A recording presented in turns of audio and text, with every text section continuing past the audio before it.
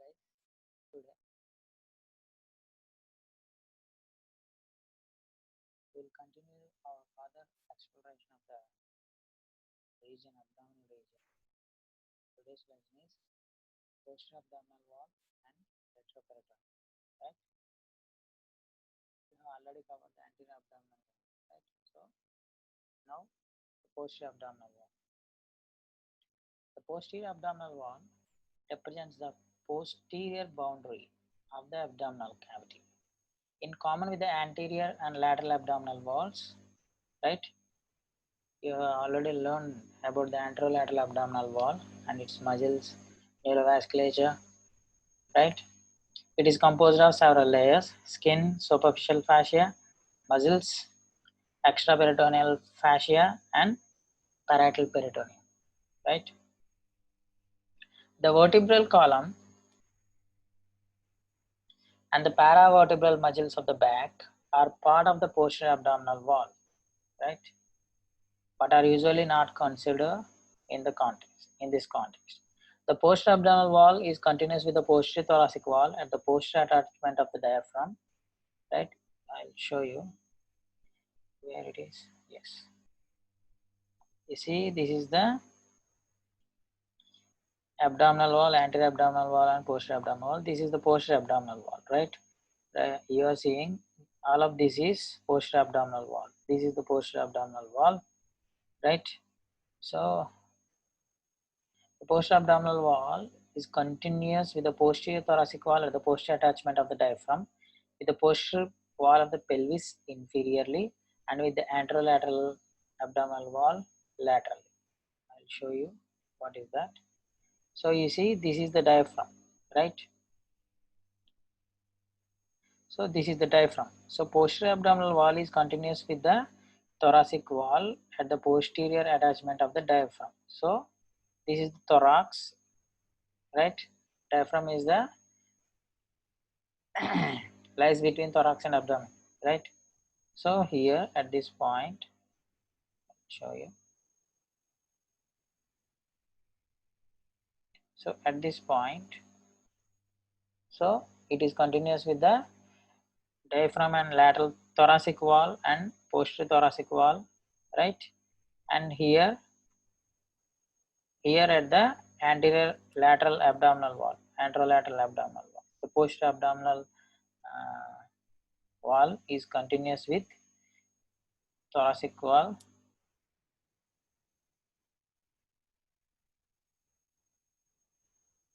So that is the meaning of the sentence, right? So the posterior abdominal wall is formed by the lumbar vertebrae, right? And these muscles, pillow muscles. We'll see them in detail, right? So the retroperitoneum, coming to the retroperitoneum, retro means back, right? Peritoneum means peritoneum. So this is the back of the peritoneum, right? It's a three-dimensional, right? 3D compartment bounded anteriorly by the parietal peritoneum and posterior abdominal wall and superiorly by the diaphragm, right? I'll show you what is peritoneum. So you see, usually within abdominal cavity is lined by peritoneum. This is the peritoneum, right? Visceral peritoneum and parietal peritoneum, right? So here it is. So all organs of the abdomen may not be covered by peritoneum, right? So the peritoneum is a closed peritoneum, closes on itself, right? It envelops different organs. So whichever organs are not covered by peritoneum lies at the back of the peritoneum or in front of the posterior abdominal wall, right? So that is why those organs are called as retroperitoneal organs, right? Retroperitoneal organs. I will show you the how to understand that, right? Okay, for example, this is the cross section at the T12 and L1 level, right? So this is the cross section. So the selected structure within with the blue ink is peritoneum, right? So the peritoneum closes on itself. So and it is excluding some structures, right? So this is peritoneum, and all the structures behind that, right, behind that are called as retroperitoneal organs. Especially these are the kidneys, right? This is the kidney or retroperitoneal organs, and this is the abdominal aorta, inferior vena cava, and this is pancreas, right? This is the pancreas and different structures, and at this level may not be visible, but second part of duodenum and ascending colon and descending colon, all these are retroperitoneal structures because they are not lined by peritoneum or enveloped by peritoneum, right? So you see, you, you, you understand the concept. So all these structures, right, that are not,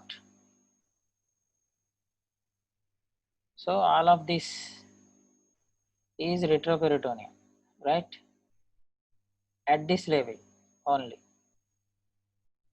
because the whole of peritoneum, here the peritoneum is reflected on itself like this, right? So all of this is retroperitoneum. So the posterior abdominal wall and the retroperitoneum are the continuous and contiguous concepts, whereas the posterior abdominal wall means a definite structure, right? Whereas the retroperitoneum means a space, right? We'll come to that in more detail. So inferiorly and laterally, it is continuous with the extraperitoneal connective tissue lining the pelvis and anterolateral abdominal wall respectively. The posterior boundary of the retroperitoneum is variably defined depending on whether the psoas muscles and quadratus lumborum are regarded as contents or boundaries of this compartment, right? The posterior abdominal wall and retroperitoneum are related but different concepts. Retroperitoneum is a compartment and a three-dimensional space, a concept invoked when localization, spread, and containment of the disease are primary considerations, right? So, to understand it more clearly, let me explain you with with an image, right? For example, there is a plot, right?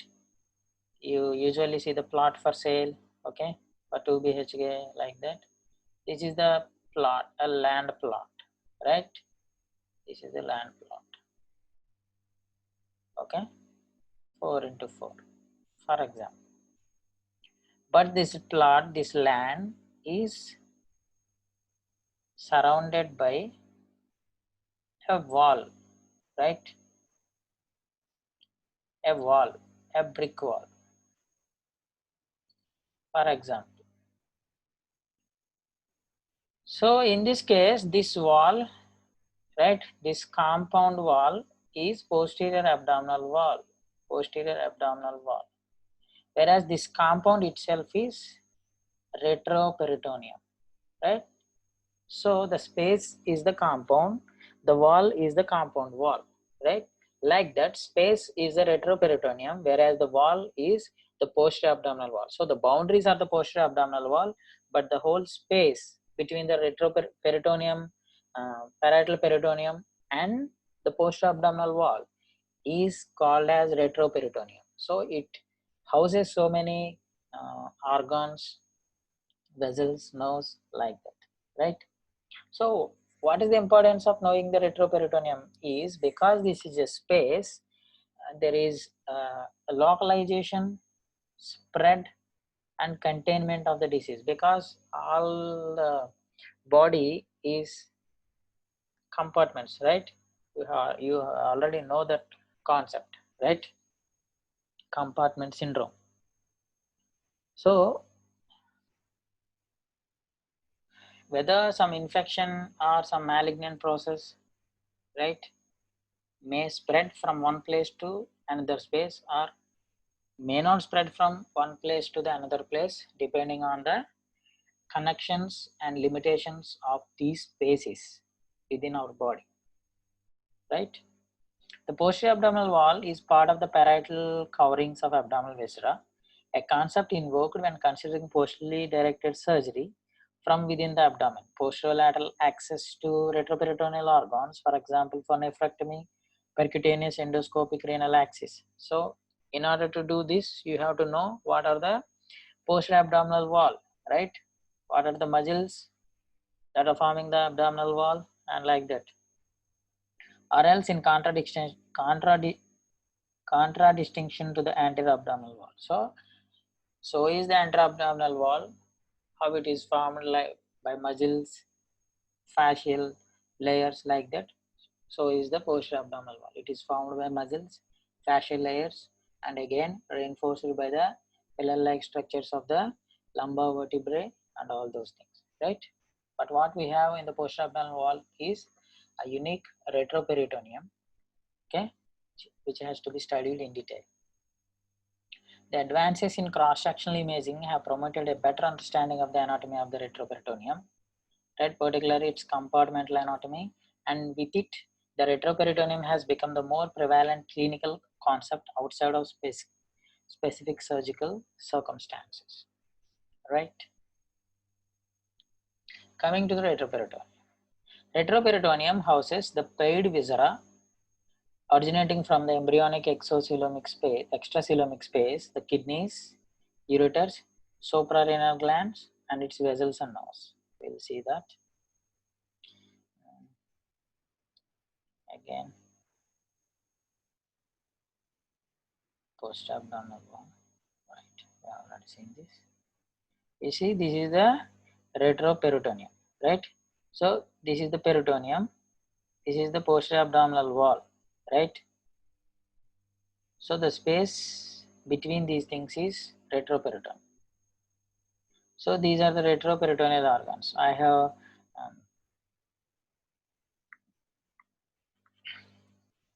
hide the vertebral column, but I have included the anterior longitudinal ligament of the vertebral column, right?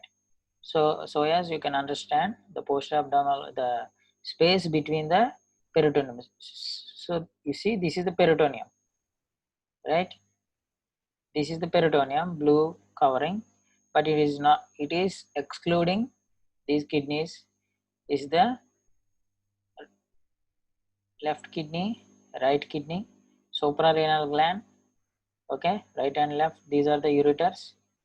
Okay, this is the ascending colon. This is the descending colon and ascending colon, and also you have a large gland. This is pancreas, right? Pancreas is also not lined by peritoneum, right? So kidneys, ureter, and also the duodenum, pancreas, ascending and descending colon, and vessels and nerves. We may not see the duodenum here, right? Right. This is the second part of duodenum. Again, it is retroperitoneal, right? This is again retroperitoneal, right? Let me hide this also. Right, that is diaphragm, core of the diaphragm. So you see, this is the peritoneum. So the peritoneal organs are descending colon, kidneys, suprarenal glands, right? Pancreas, duodenum, and ascending colon. This is duodenum, right? You see, you can clearly see if I selected the peritoneum, right?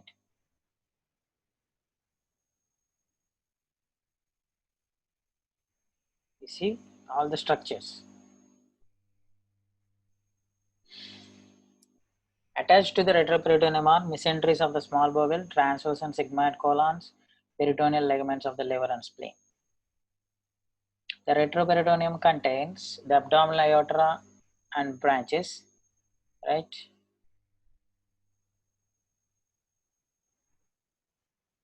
Again, I'm hiding this anterior longitudinal ligament, right?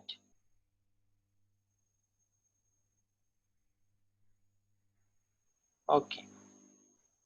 So this is the retroperitoneum. Retroperitoneum contains, this is abdominal aorta, right?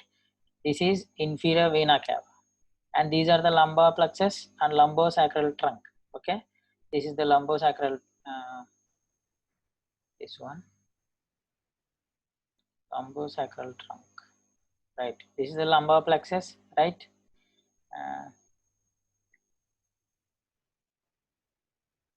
Azygos and hemiazygos veins. Okay, this is the azygos vein and this is the hemiazygos vein. Okay, you will learn that in detail in the coming classes. Pre and para-aortic lymph nodes, cisterna chyli, thoracic duct, diaphragmatic crura, lumbar plexus and lumbosacral trunk, autonomic plexus of abdomen. Right. So this is the crura of the diaphragm, right? Crura of the diaphragm, and these are the structures, right? So these are the contents of the retroperitoneum. So in this potential space, all these organs,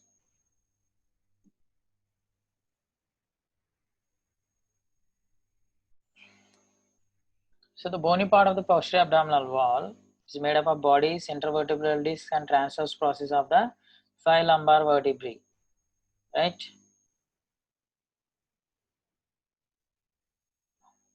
So these are the bodies and of the 5 lumbar vertebrae. It is divided into upper and lower parts by iliac crest. The part above the iliac crest is made of inner surface of the 12th rib, and part below the iliac crest is made of iliac fossa, right? We'll see in detail. Muscular part is made up of psoas major, quadratus lumborum, and transverse abdominis muscles. Below the iliac crest on either side of the lumbar vertebral column, from medial to lateral side, sits made up of psoas major and iliacus. In addition to these muscles, the diaphragm completes the abdominal wall superiorly. I'll show you. This is the transverse abdominis muscle, right? I'll hide it for some time. So you see, these are the lumbar vertebrae. So these are, sorry. So these are the lumbar vertebrae, right? 1, 2, 3, 4, 5, and 11 and 12 ribs, okay? And iliac crest, right? These form the bony part of the posterior abdominal wall, and coming to the muscular part of the posterior abdominal wall is formed by psoas major, right? Psoas major muscle, and in the back quadratus lumborum, right? Quadratus lumborum. This is the quadratus lumborum muscle, right?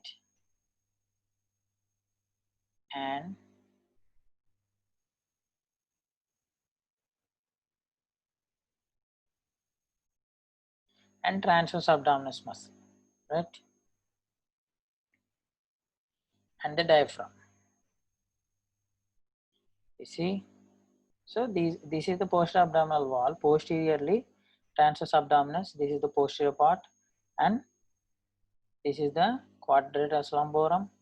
And if you see within structures, so this is the psoas major, and this is the iliacus, right? So these forms below the iliac crest, iliacus and psoas major, commonly known as iliopsoas, right? These form the posterior abdominal wall, right? So you see,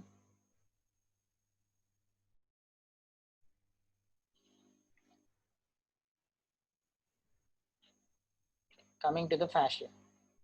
The psoas major and iliacus are covered by fascia iliaca. Quadratus lumborum is enclosed between the anterior and posterior layers of the thoracolumbar fascia. Okay. The following structures are to be studied in the posterior abdominal wall: muscles and fascia of the posterior abdominal wall, great vessels of the abdomen, that is abdominal aorta and inferior vena cava, azygos and hemiazygos veins, lymph nodes and lymphatics of the posterior abdominal wall, nerves of the posterior abdominal wall. That means muscles and neurovascular structures, right? Coming to the fascia, the most important fascia, thoracolumbar fascia.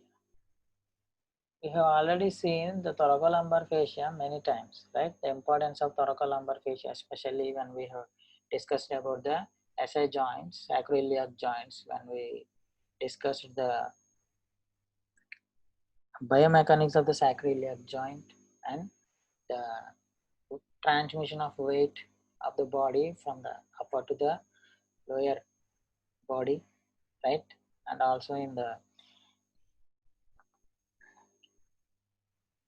musculofacial swings, right? You have remember the musculofacial swings, right? The diagram like this. So all of these are closely interwoven concepts with the thoracolumbar fascia, right? The thoracolumbar fascia is composed of a complex arrangement of multiple fascial layers that is most prominent at the caudal end of the lumbar spine, because the thoracolumbar fascia means thorax and lumbar, right? But in the thorax it is not so prominent, but in the lumbar it is very prominent, and it is also known as lumbar fascia. In the lumbar region, it is often described as having three layers, right? Anterior, posterior, and middle layers. The posterior layer is attached medially to the spine of the lumbar vertebrae and to the supraspinous ligament. You see, this is the spine, right? These are the transverse process, TP, right? This is the spine. So this is the posterior layer. This one is posterior layer, and this one is middle layer, and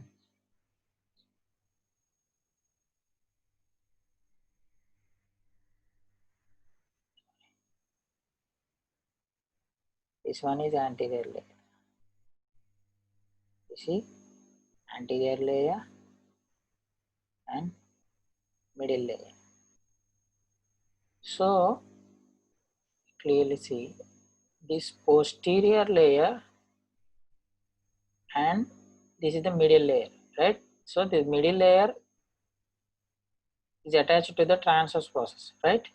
So within the middle layer and posterior layer lies erector spinae muscle, right? And within the middle layer and anterior layer, right, lies the quadratus lumborum, right? Quadratus lumborum. And these anterior, medial, and posterior layers, right? Especially middle and posterior layers are continuous here, like it is called as lateral raphe, right? Lateral raphe. So the thoracolumbar fascia is making these compartments, right? Remember that. It has, the posterior layer has superficial lamina, the upper nearest of the latissimus dorsi. You see the whitish thing here is actually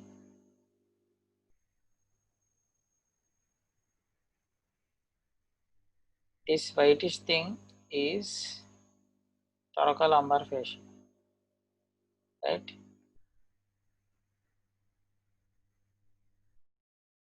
Diamond shaped structure. All of this is thoracolumbar fascia.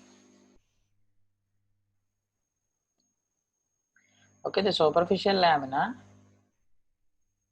is this muscle is the latissimus dorsi. Okay, most superficial muscle of the back is latissimus dorsi. So posterior so the superficial lamina, that is the aponeurosis of the latissimus dorsi, and the deep lamina that covers the posterior surface of the paraspinal muscles. The middle layer is attached medially to the tips of the transverse process of the lumbar vertebrae and extends laterally behind quadratus lumborum. We have seen that inferiorly it is attached to the iliac crest. So actually it is from all the way from usually thorax, T12 to sacrum and iliac crest, right, and superior to the lower border of the 12th rib.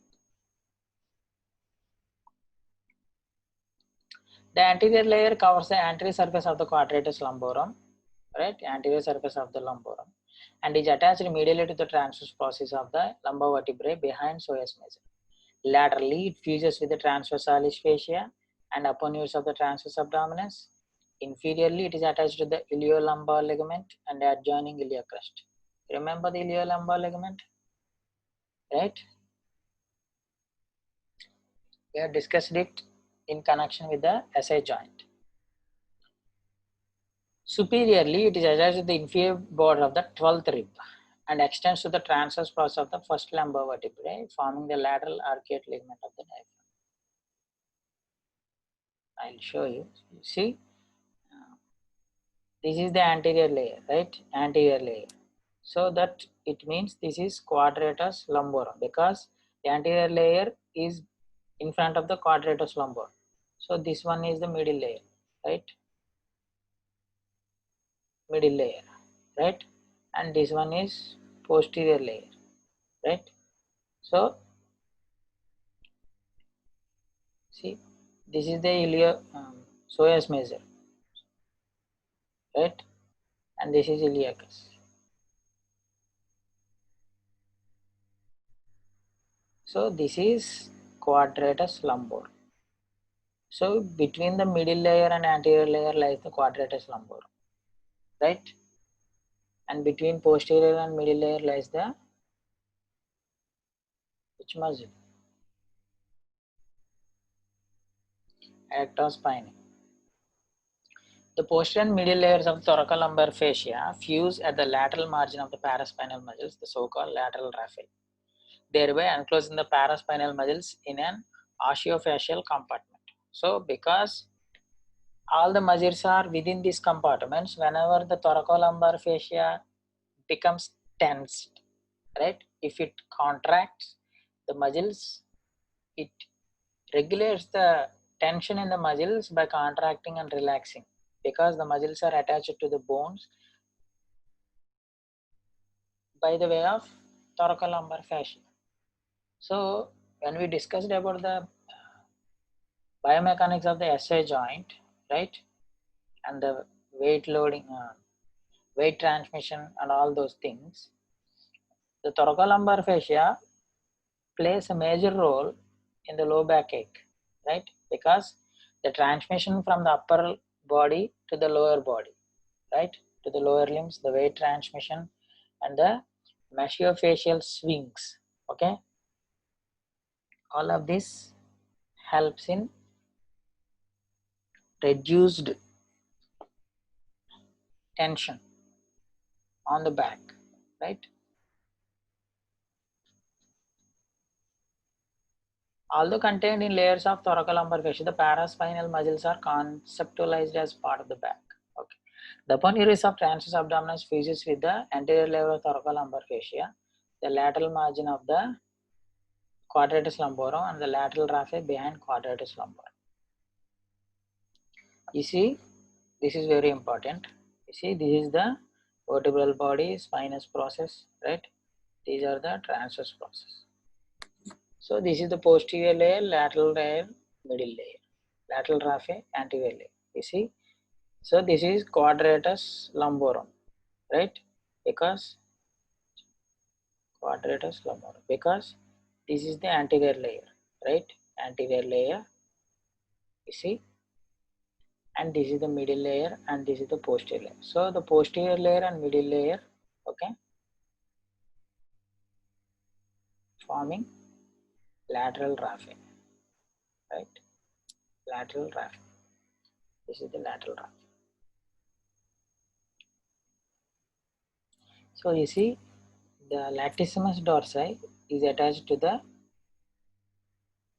posterior layer, and these muscles, internal oblique and transverse abdominis, right, attached to this. So by this thing, whenever the muscles contracts, the thoracolumbar fascia becomes tensed, right?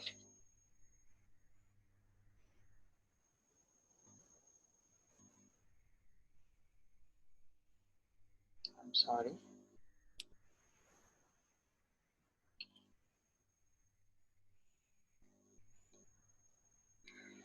See, this is the spinous process, quadratus lumborum, right?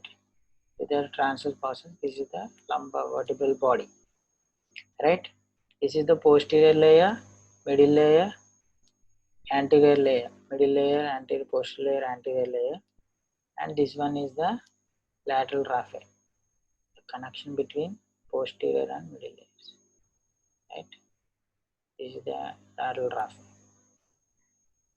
See, the latissimus dorsi is attached to the posterior, and internal and transverse abdominis attached to various at various places, right? And again, you will see the lumbar fascia in cross section at the L4 and L2 levels. The left figure shows the more typically depicted levels with internal oblique attaching to the lateral raphe but external oblique ending freely. You see, this is the external oblique, right? EO.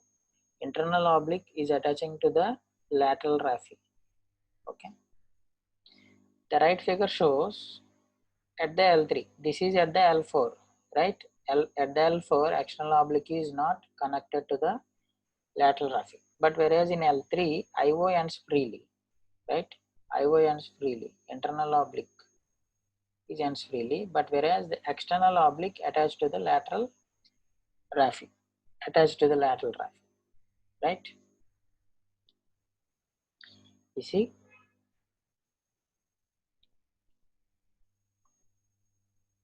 So these are the different forces, okay? Different forces that are helps in, see, lateral raphe, right? Different layers. Muscle contraction resulting in increased tension of the thoracolumbar fascia, right? That is A. This one is muscle contraction, increasing the tension in TLF. Whereas in posterior view of the musculature that attaches to the thoracolumbar fascia, note the forces that are generated to the fascia from the latissimus dorsi muscle from above, gluteus maxillae, below, from below the internal oblique abdominis muscle and transverse abdominis muscle from the front. So gluteus maximus, transverse abdominis, latissimus dorsi. All these muscle forces contracts the thoracolumbar fascia, right? Thereby, it minimizes the movement of the vertebra, right? It also minimizes the movement of the vertebra. So this is the thoracolumbar fascia. See, this is the dissection. Whole of this, okay? Whole of this thorax and thoracic part, lumbar part, right? So these are the schematic diagram: anterior layer, middle layer, and posterior layer attaching to the spine and transverse process, right? Within this, erector spinae and quadratus lumborum. You see, this is the thoracolumbar fascia, okay? It's enveloping different muscles, right?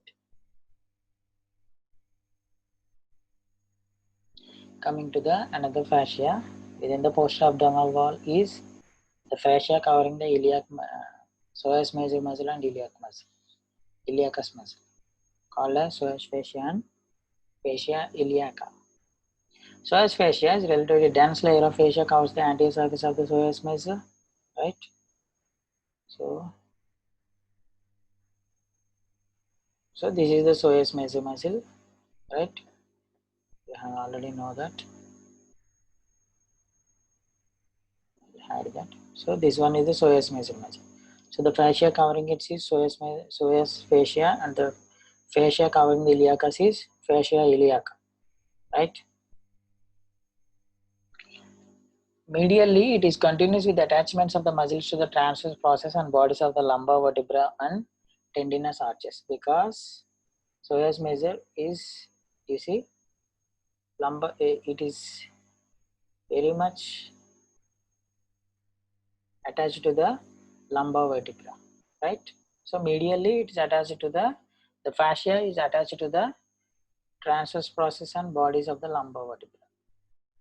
Lateral, the fascia blends with the fascia over the quadratus lumborum above and is continuous with the iliacus fascia iliaca below. So because laterally this is the quadratus lumborum muscle, right? You can clearly see this is the quadratus lumborum muscle. So the medially, I'll show a drawing. So medially the psoas fascia is attached to the lumbar vertebra, right? Laterally it is attached to the quadratus lumborum, and below it is continuous with the fascia iliaca, the fascia covering the quadratus lumborum, right? So that is the concept.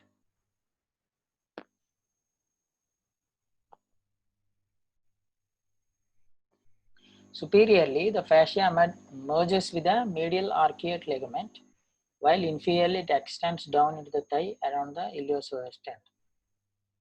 The psoas fascia separates the anterior surface of the muscle and the lumbar plexus within it from the retroperitoneal structures lying anteriorly. So the lumbar plexus lies within the psoas major muscle. A psoas abscess, which can arise by hematogenous seeding or from direct extension of the infection from adjacent structures, example, the spine, kidneys, or colon, often tracks along the muscle within the fascia and rarely may point in the groin. So psoas abscess is a very painful condition, but localizing it is a difficult thing in the clinic, right? Usually the infection may come from spine or kidneys or colon. For example, uh, tuberculosis of the spine, right? Like that. Coming to the iliac fascia overlaps the iliacus. Superiorly and laterally it is attached to the inner aspect of the iliac crest, and medially it blends with the anterior layer of the thoracolumbar fascia over quadratus lumborum and with psoas fascia. See? So iliac fascia, again I'll show you by drawing. So with iliac crest here, psoas fascia and thoracolumbar fascia here, right? Because thoracolumbar fascia is in front of quadratus lumborum.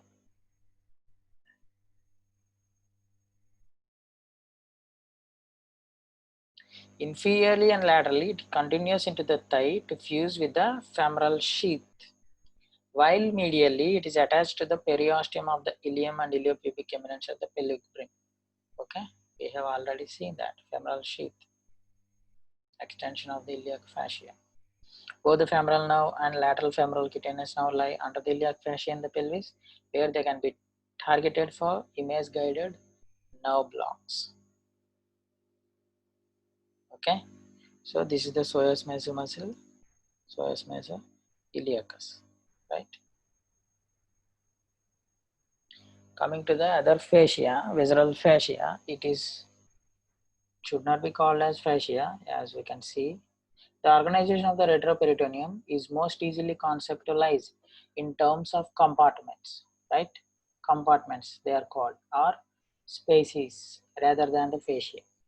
The fasciae bounding the compartments limit or direct the spread of blood, fluid, gas, or malignant disease. Because of these fascias, the spaces which are limited by the fascial layers, right? So whenever they continue into the another space, the blood from this space may go into that space, right?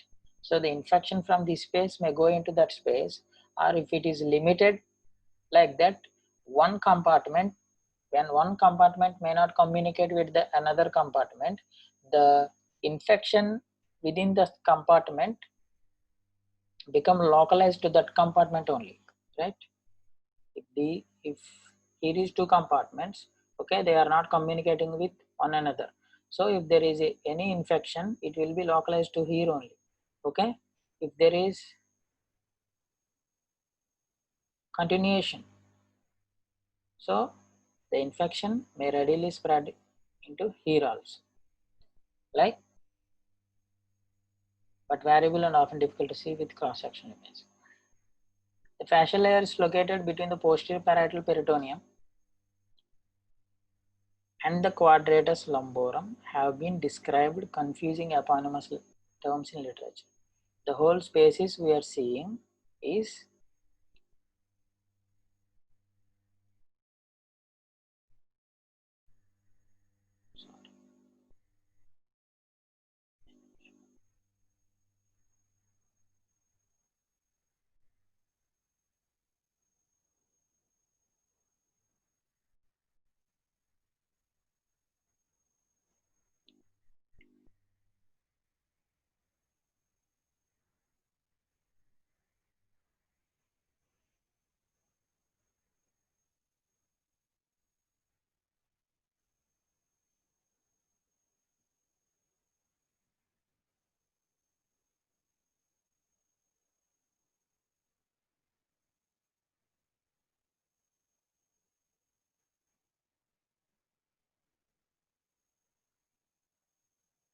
so the space between parietal peritoneum and the quadratus lumborum, right?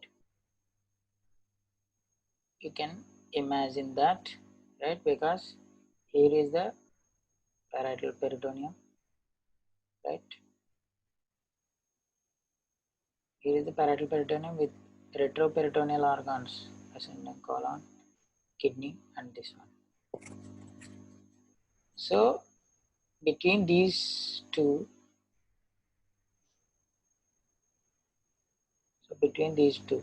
okay, quadratus lumborum and parietal peritoneum. So there are many facial spaces and fascia, right? Which make many compartments.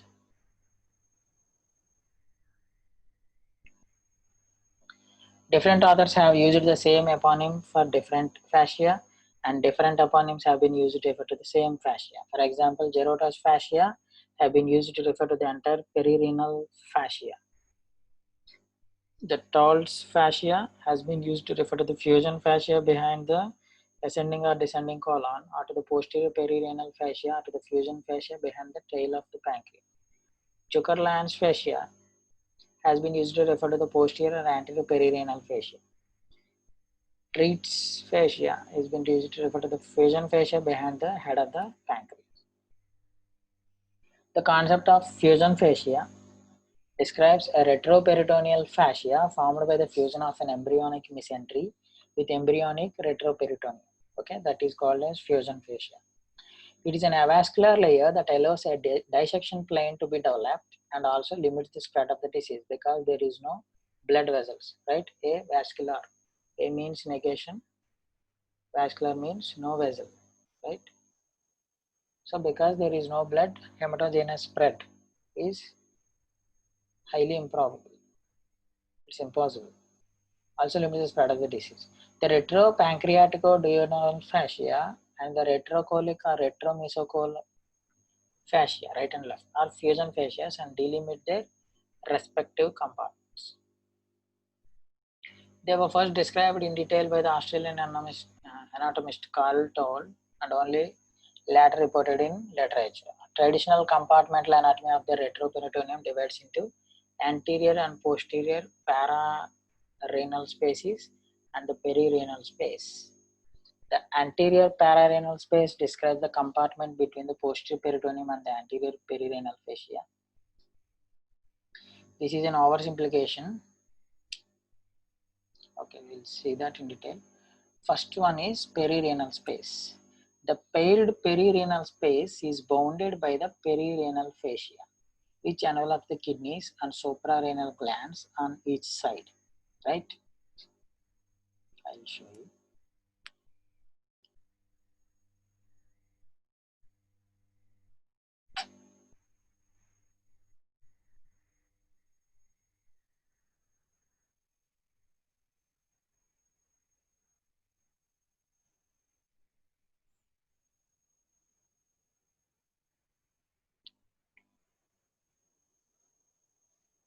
This is the cross-sectional image, right?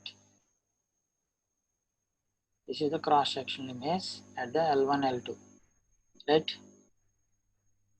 This is the intervertebralis, this is the vertebral body and spine vertebra. These are the kidneys, right? Right? These are the kidneys, okay? You see, this is the peritoneum. You can clearly see that this is the peritoneum. So what is perirenal space? What is perirenal space? Perirenal space is bounded by perirenal fascia, which envelops the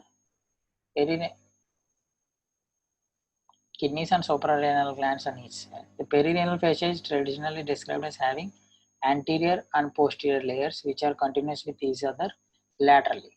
The perirenal fascia can usually be identified on cross-sectional imaging as a thin layer surrounding the kidneys and suprarenal glands, separated from the renal capsule by a variable amount of perirenal fat.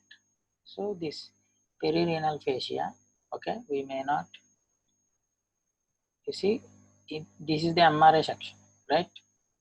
This one is the MRI. You see, this is the kidney, right? Left kidney and right kidney. So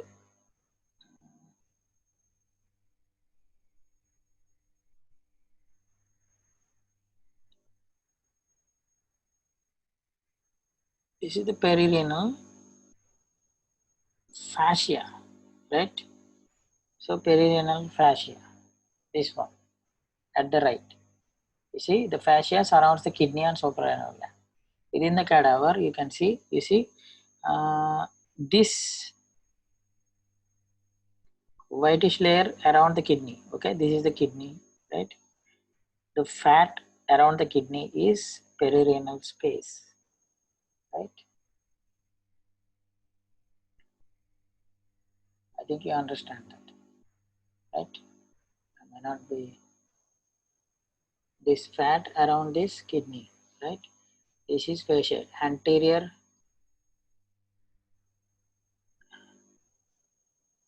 This is anterior perirenal fascia. This is posterior perirenal fascia, right? This one is the posterior.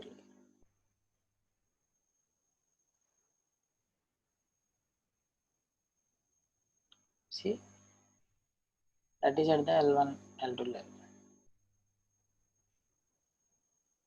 Inferiorly, the perirenal space continues down around the ureter but becomes progressively narrower, may not extend into the pelvic retrograde. Medially, the two perirenal spaces may interconnect anterior to the aorta and inferior vena cava. See, this is the aorta, right? This is the aorta.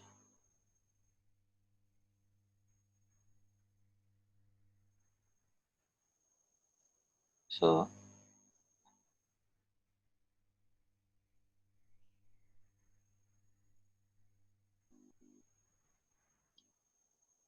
this perirenal fascia,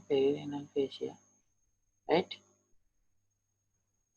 Medially extend in front of the aorta. This is aorta, right? This is anterior layer. This is posterior layer.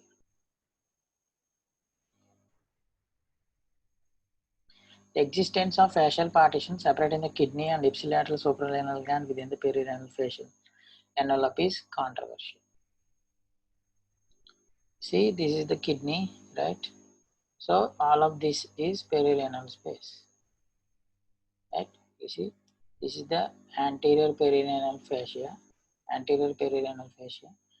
this one is posterior perirenal fascia, right? This is again continues with the retropolic mesocolic fascia.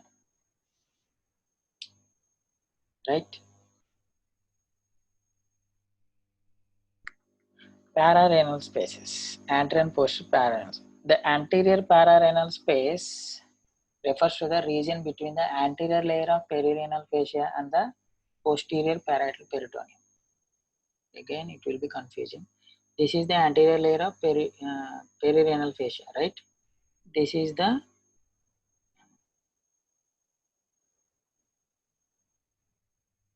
and the green one is the peritoneal layer, right? Peritoneal layer.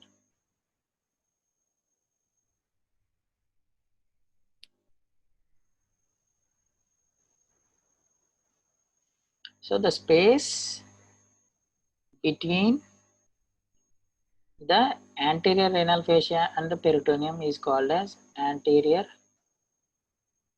right? Anterior pararenal space, right? It is not a single compartment. On the right, it contains second part of the duodenum, ascending colon and its mesentery, and on the left, the fourth part of the duodenum, descending colon and mesentery.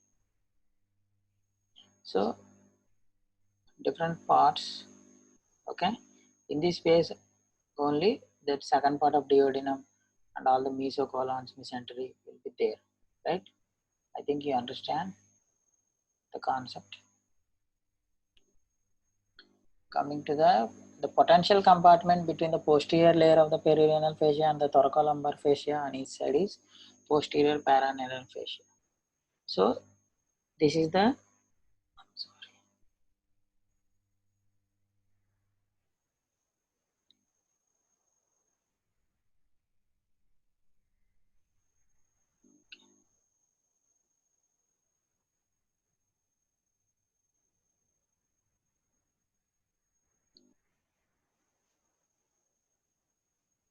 so again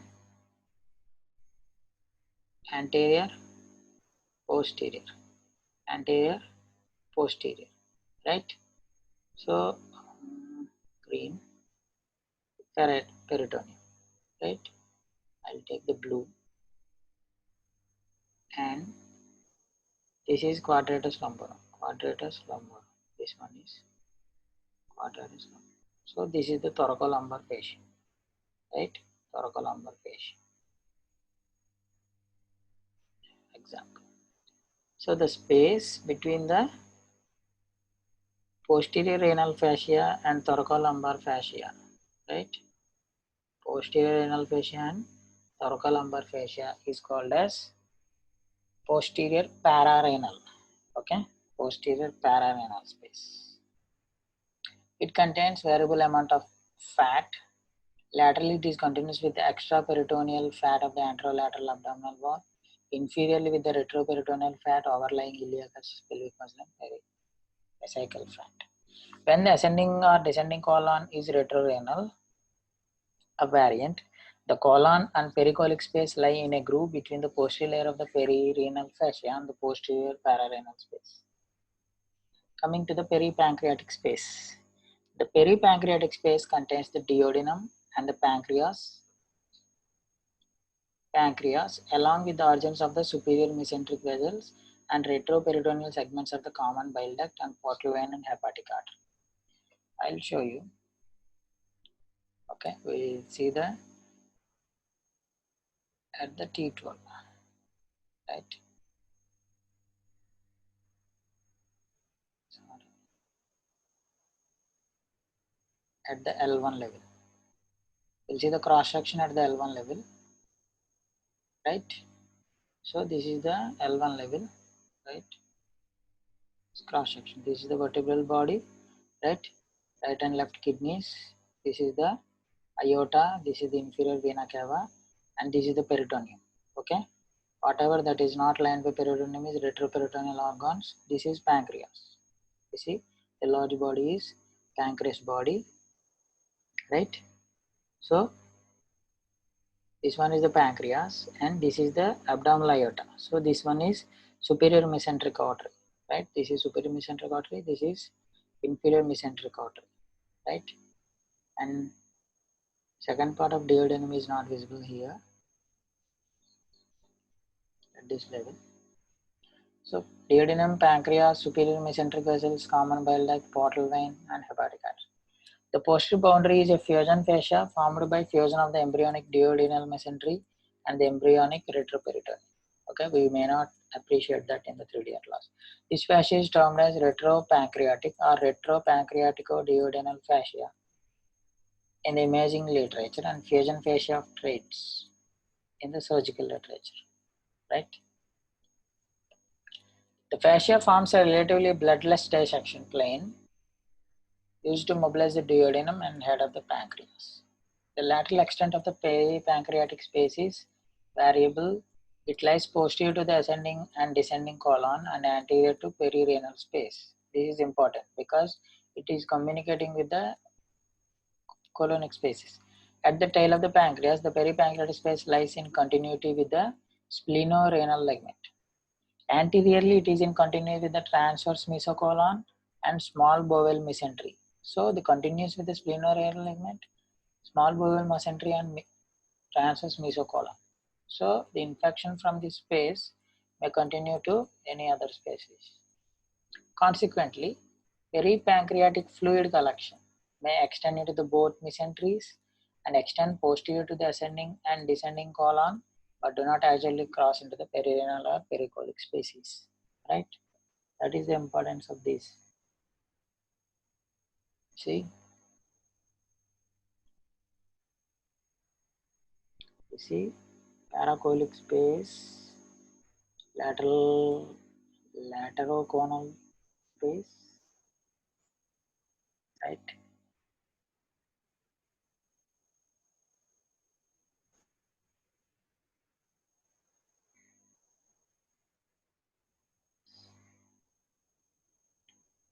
See, this one is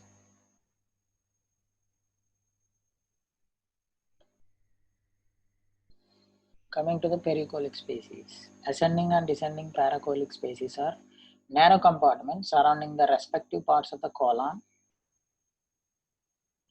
and continuity medially with the mesocolon. The pericolic spaces contain a variable amount of fat and are limited anteriorly, superiorly, and laterally by the colonic serosa.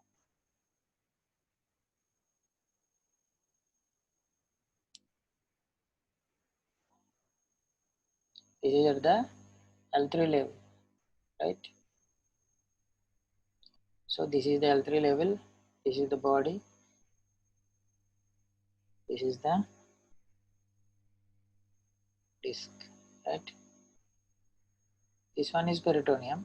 You see this colon, right? This is descending, ascending colon. This one is descending colon. So the space,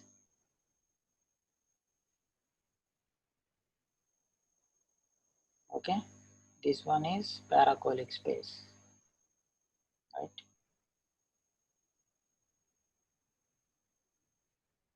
Paracolic space. Inferiorly, the pericolic space. The pericolic spaces are continuous with the retroperitoneal spaces of the iliac fossa. Posteriorly, each pericolic space is limited by fusion fascia formed by right leaf of the embryonic mesocolon, fusing to the left leaf of embryonic duodenal mesentery and embryonic retroperitoneum further laterally. This retrocolic fascia of Todd forms the classic bloodless plane of dissection when performing a hemicolectomy. Its plane is entered by incising the junction of the colonic serosa with the parietal peritoneum at the white line of Todd in the paracolic gut. Okay.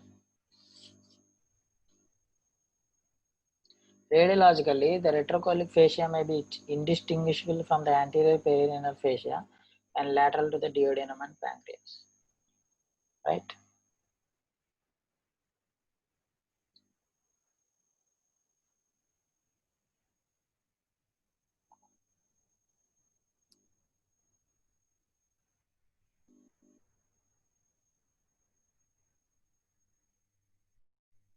Retrocolic or mesocolic fascia is the descending colon.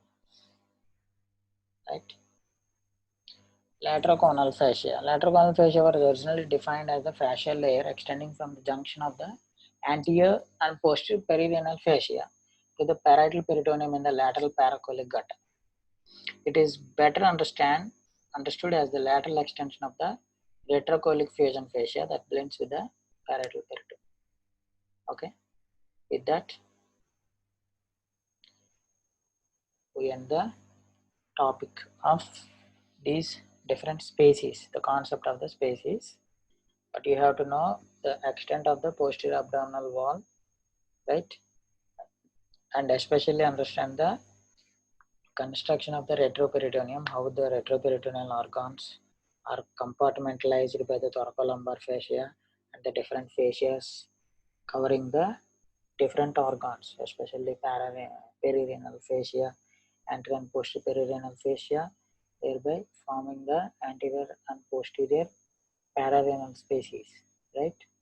And also the paracolic species and the pancreaticoduodenal species and all these things, right? So that's all for today, right? Let me know the doubts.